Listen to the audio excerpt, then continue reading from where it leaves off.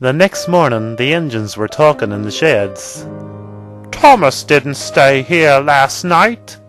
He's probably in the Branchline sheds. Or maybe he stayed with the imposter. Well, whatever.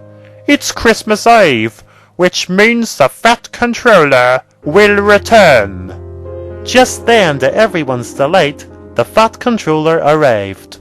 Hello, my engines. Oh, sir, we were just talking about you. Did you have a nice time? Yes, the best holiday I have had in years. Now tell me, why is there 2 empty berths in the shed? Well, Thomas stayed somewhere else last night. And as for the imposter, well, he's not welcome here anymore. What imposter? Didn't you know, sir, that Henry isn't real? What? You mean when the old memories were transported into the new engine? Yes, wait! You knew as well? Of course I did. But how did you find out? P.T. Boomer told us. P.T. Boomer is here on Sodor? Just then, Thomas, Henry, Diesel 10 and Highlander arrived. The Fat Controller looked at Diesel 10 and gasped. It's you! My father told me about you and what you did to that engine. What are you doing on my railway? No, sir, you need to realise something. He's not what you think. Then Mr. Nooner got out of Thomas's cab and explained everything. He even told Henry that it was him who told Diesel 10 and P.T. Boomer his secret. I am sorry. My uncle was threatening me. He threatened my family, my wife, my kids. I was in a terrible dilemma, and I'm sorry that I betrayed you. Well, you did save me last year, so you're not a bad man. No, Gordon. I'm just a man who loves his family. And there's nothing wrong with that, William. Listen to me. 3 years ago, my wife's brother kidnapped her, and I would have done anything to find her, so I understand, and thank you for being honest. Then the Fat Controller turned to Highlander. You've been through a lot, shut in a cave for years all alone, and no one to talk to. Well, have no fear. I will help pay to get you restored to your former self. Oh, thank you, mister. Thank you so much. You're a very kind man, but please, don't get angry with my brother. He looked out for me and the rest of the diesels. The Sodor engines seem nice, but you must realise, the British Railway steam engines were horrible to us. Yes, indeed. Diesel 10, you were treated like a criminal, while the real one gloated in your misery. The entire world was fooled by Lady, even me. Never would anyone have thought that she was such a horrid engine. Thank you, Sir Topham Hatt. This war has went far too long. And the entire Sodor was fooled by the imposter. James Gordon, listen to me.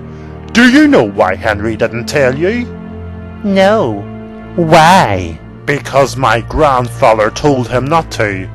Henry wanted you to know, but it was forbidden. You need to realise he was built and had an old engine's memories placed in a smoke box, and then he was forced to pretend he was that engine and continue his legacy.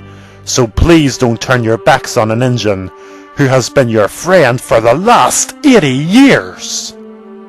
Gordon and James thought for a moment.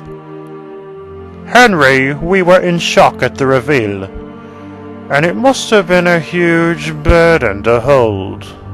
Yes, and if you were told not to tell, well, I understand you were obeying orders. Do you forgive me?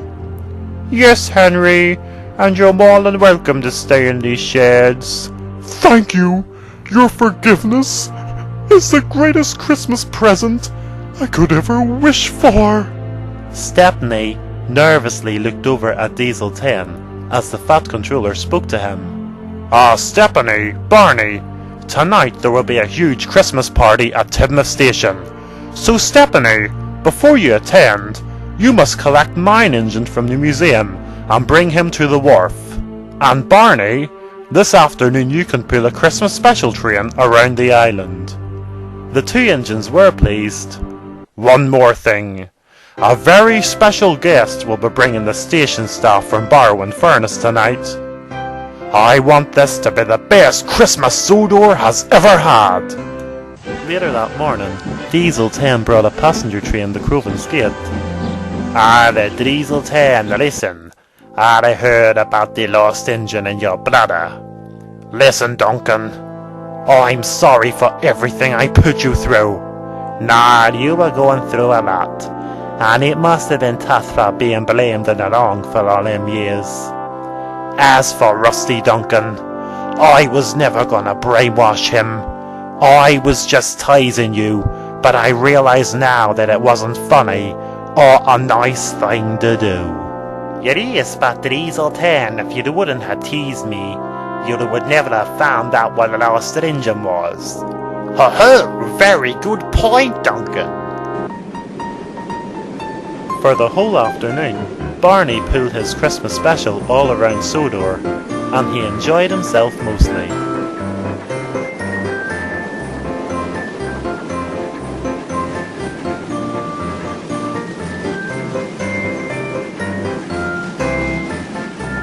On the Scar-Louis Railway, Freddie also pulled a Christmas special around.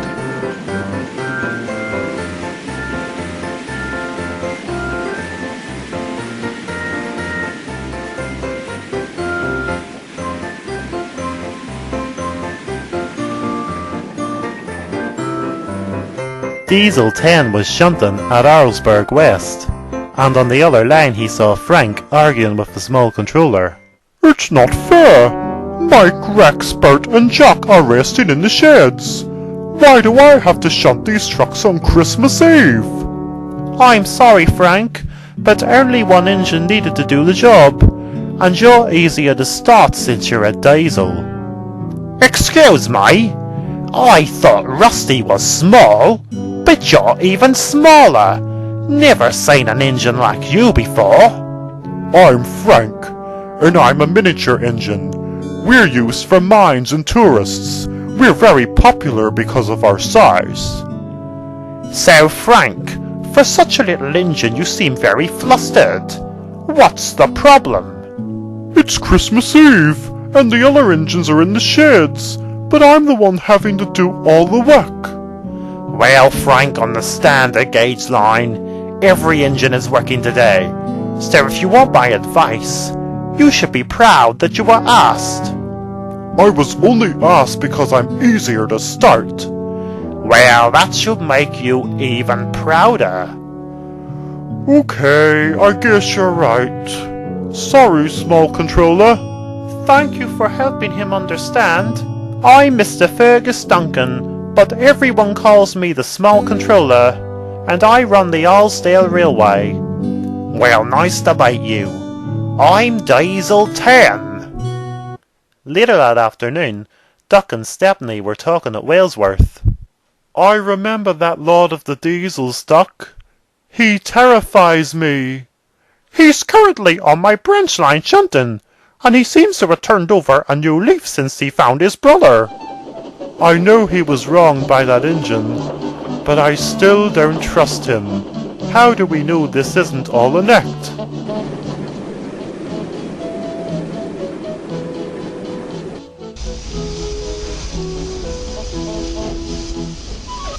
Soon it was dark, and everyone was getting ready for the Christmas party. Toby collected passengers at Crovan's Gate and headed for Tidmouth. Stephanie arrived at the museum, and Mine Engine was sitting on a truck waiting for him. I can't wait to see my old friends again. Well, hopefully I shall bring you to them safe and sound. I'm Stephanie, by the way. Oh, nice to meet you. I'm Mine Engine. Then they set off.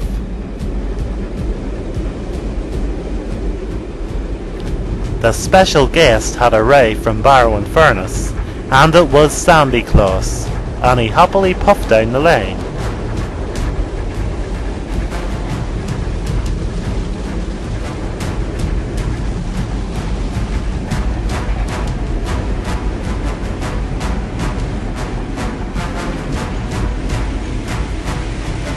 Then suddenly he stopped and ran out of steam. Oh my, what has happened to me? Oh no, Sandy Claus, this is my fault. You have run out of water. Remember the pump at Barrow was out of order. But what am I going to do now? And tonight I need to be in working order. Sandy Claus's driver phoned for help, so the Fat Controller and Mr. Nooner went to see Diesel 10. Diesel 10, Sandy Claus has run out of water. Can you push him to Tidmouth Station? The guests from Barrow cannot be late. Did you just say Santa Claus? Oh no, Sandy Claus. He's a Christmas engine who visits Sodor every year. He even claims to be from the North Pole, and Santa Claus's engine himself. Oh, interesting. I shall help right away.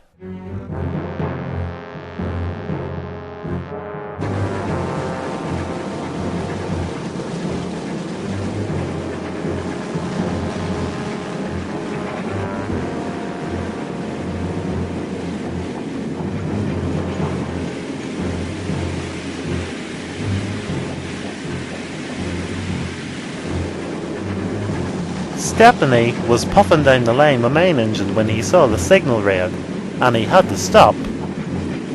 What's the hold up, Stepney? I don't know. I hope it isn't too long.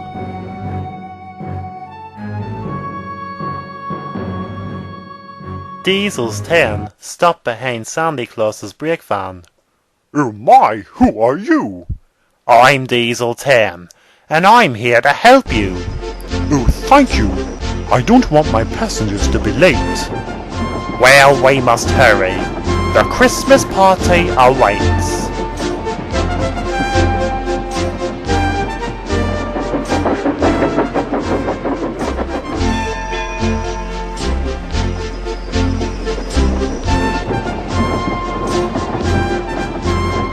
Stepney and main engine were waiting at the signal, and then to his shock, Diesel 10 passed with Sandy Claus.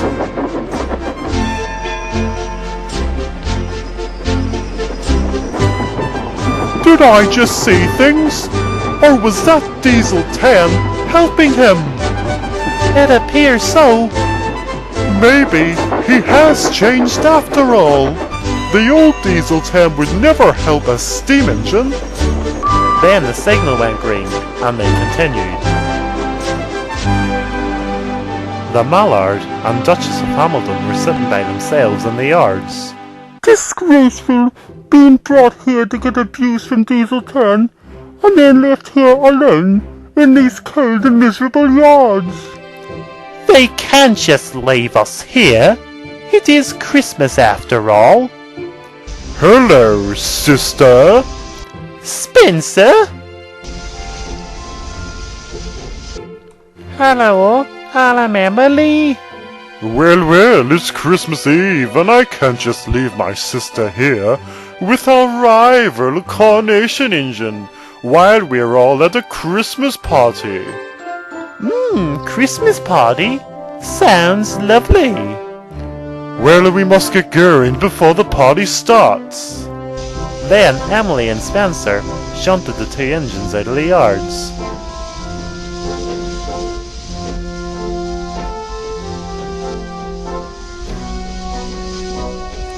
When Stepney arrived at the wharf, Rusty was waiting. Hello, Rusty. Oh, it's been a long time, main engine, and thank you, Stepney, for bringing him. No problem, Rusty, and it's nice to see you again. Finally, everyone was at Tidmouth Station, including the Highlander. This is lovely. My first Christmas party, Diesel 10. No, our first Christmas party, Highlander. The Fat Controller, Mr. Nooner, Burnett Stone and Lily were all there as well. Father Christmas was also aboard Sandy Claus's train, Ho ho ho! Merry Christmas!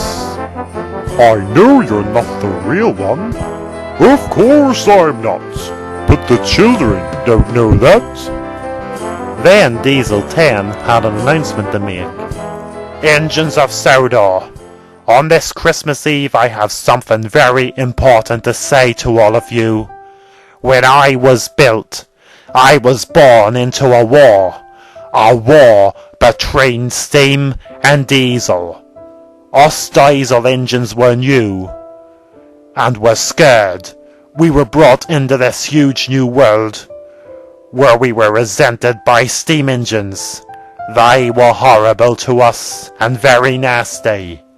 But I now realize that they themselves were scared as well. We were the future, and they were losing their lives, losing their brothers and sisters, and losing their friends. And it made them lash out. It made me and Dr. Baichin angry, and as a result, I became the Lord of the Diesels. Then an evil steam engine called Lady planned a crash which resulted in my brother Highlander crashing off a cliff. Me and everyone else believed he was dead, until last night when he was found by Henry inside a cave at shining time. Dr. Baichin rebuilt him, but he saw grief as strength. He decided to make me believe that he was still dead. I was used. Diesel 10, I'm sorry. No, Mallard, no need to be sorry. I am sorry. You lost most of your class in a horrific manner. This has went on far too long. So tonight, I shall do one more final act as Lord of the Diesels. I, Lord of the Diesels, hereby announce that on Christmas Eve 2015, I hereby end the war between steam and diesel. Everyone cheered.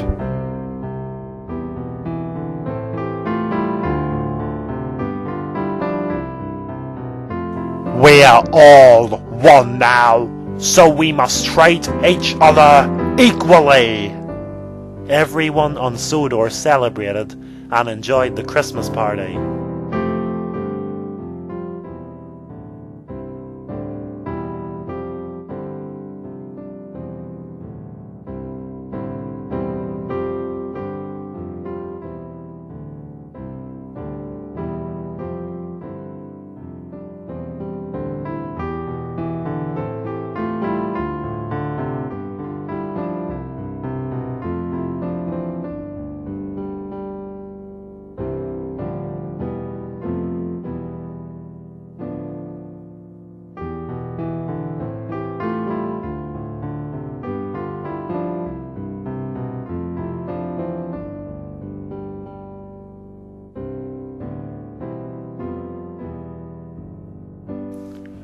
There was one in the Scarlowy sheds.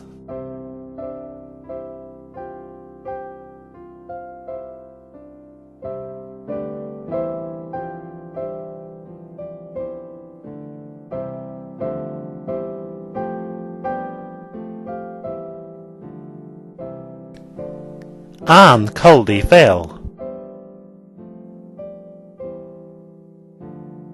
In the Canadian Railway Museum, the manager visited the Minion of Canada. Before we close for Christmas, I need to read you another email I've received from Henry. Oh, please no, don't. I couldn't take any more misery. No, Dominion, you really need to hear this. Okay then, carry on. Hello, Dominion. This is Henry. Now there's something I must tell you. I know it wasn't you who told Diesel 10. It was Mr. Nooner. I knew it. He's not a bad man. His evil uncle P.T. Boomer was threatening him and his family. He had no choice, but everything is settled now, and Gordon and James have forgave me. I'm so sorry, and I hope you can forgive me too. One more thing. Last night I found the Highlander alive and well. What? Oh my goodness! He was repaired, but hidden by Dr. Beechan, because Diesel 10 was so consumed with grief over his believed passing, he is going to get restored into working order, and has asked about you. It was the first thing he said when I found him. Goodbye, Dominion. I hope I see you again someday. And Merry Christmas. I don't believe it! Highlander is alive! This is the best present I could ever have asked for. Oh, manager, I'm so happy! Merry Christmas, Diesels! Merry Christmas, Steam Engines! Now wait. Merry Christmas, everyone!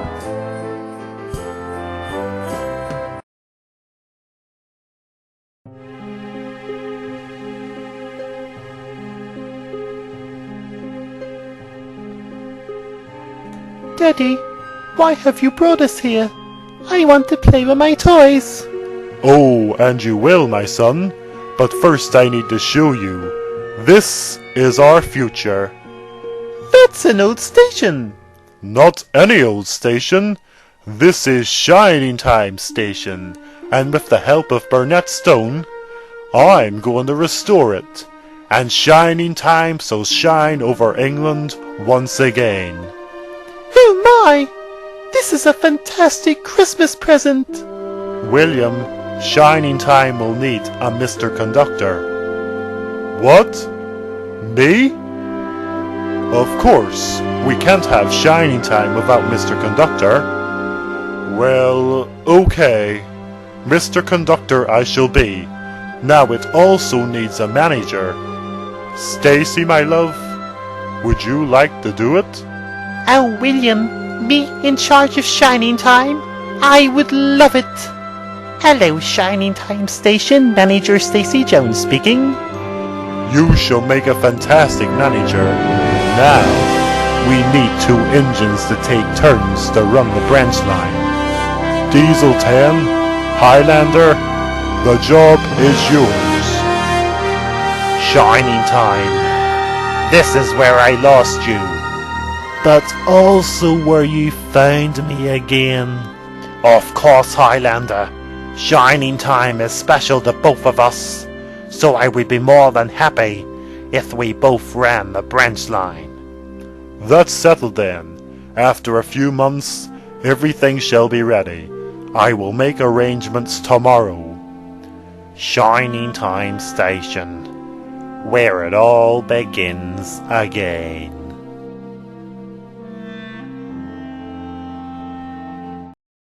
Back on Sodor, the Fat Controller came to see the engines.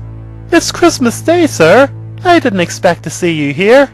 Well, Thomas, I have brought you all a gift. What is it?